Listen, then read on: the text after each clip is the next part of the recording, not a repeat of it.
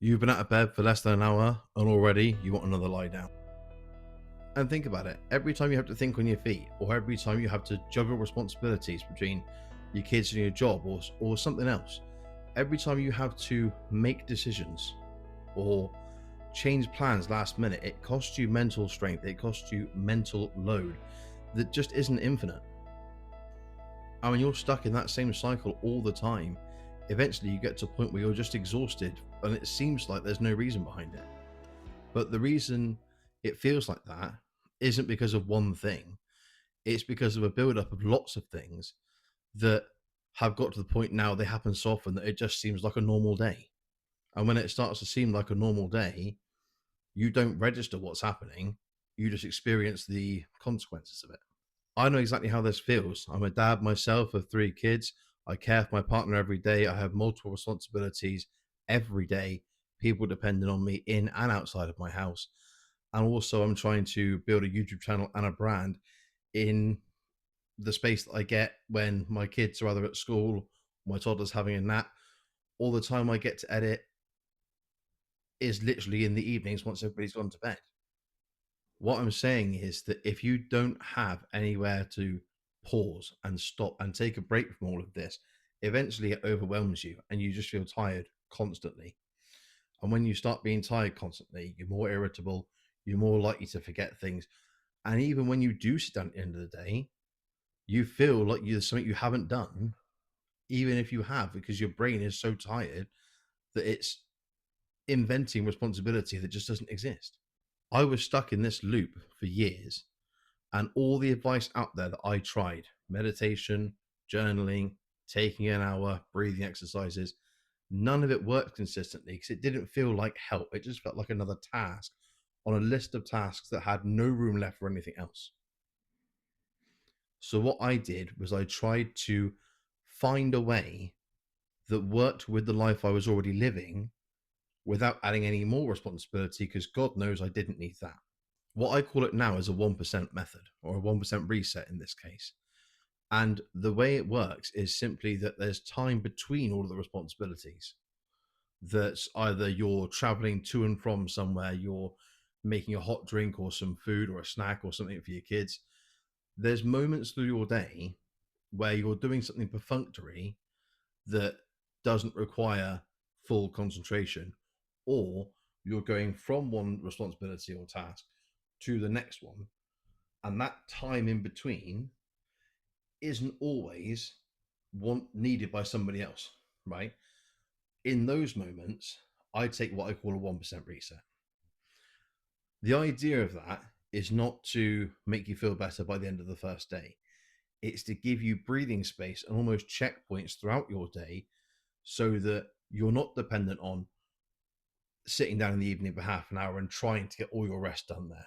You're not dependent on hopefully one day getting the time to sit down for long enough that you don't feel like you're running on empty anymore. It's small bits of time taken throughout the day where if you're making a hot drink, you can put a bit of music on or listen to a podcast or something like that. If you're driving to work and you get there 5 minutes early, instead of going straight in and getting on with it because that's all you're used to doing, sit in the car for 5 minutes. Maybe read a bit of a book, maybe watch a bit of TV on your phone.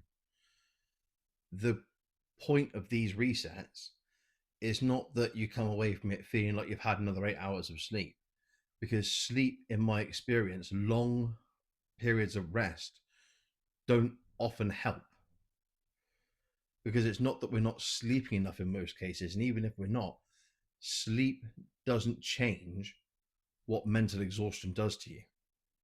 Having a break from mental exhaustion changes that. I've actually put together a helpful resource on this and it's linked below in the description. It is free if you do want it.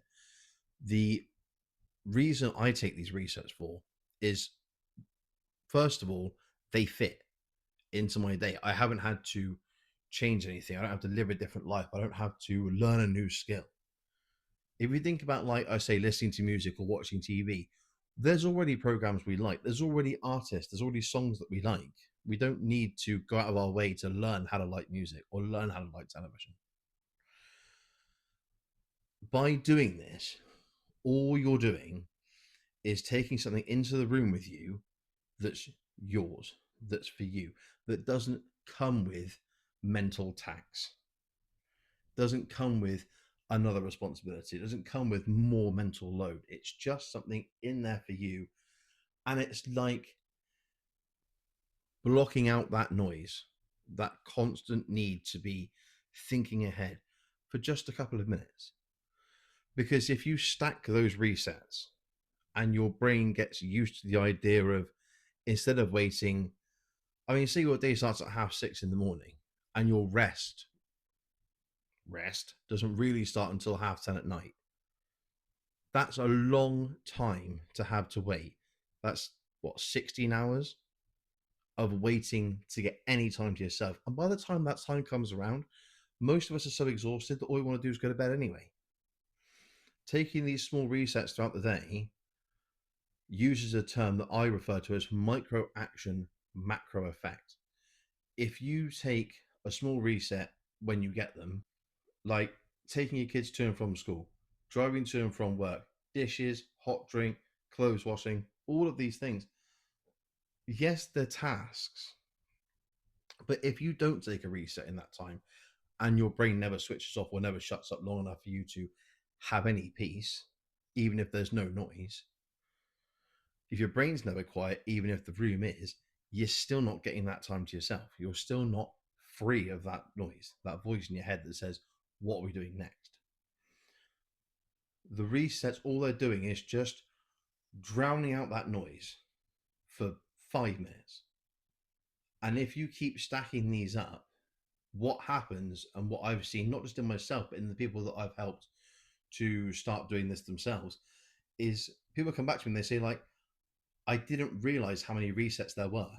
I didn't realize how much opportunity there was for this to work. Because what might work one day might not be available to you the next day. If your reset one day is, I don't know, let's say it's going to work, but you only work 3 days a week, your brain incentivizes itself.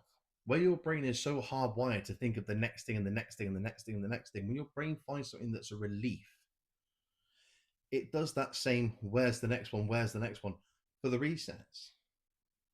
Only this time, instead of it pressurizing you to the point where you feel like you want to break down and cry, it's finding opportunities for you to just step away from that. Even if it's at arm's length, it's just coming away from that enough to come back to you so that you don't feel like your responsibilities are all you are anymore. Now, like I say, there is a free resource on this at the top of the description.